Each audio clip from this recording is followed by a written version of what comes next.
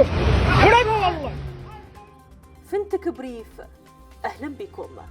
الرئيس الروسي فلاديمير بوتين يدعو العراق للمشاركة في القمة العربية الروسية الشهر المقبل في موسكو ويعدها ضرورية.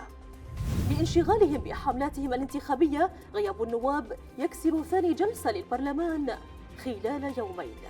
القضاء يجدد التأكيد على حكم الإعدام بحق قاتل الدكتورة سارة العبودي ثابت ولا يتغير. الخبير الأمني عائد الهلالي يقول: الحاكمية الشيعية بخطر كبير والعراق أمام شهر حاسم. وزارة الداخلية تنفي لا صحة لاستهداف منزل إمام جمعة النجف السيد صدر الدين القبانشي بصواريخ في النجف الأشرف.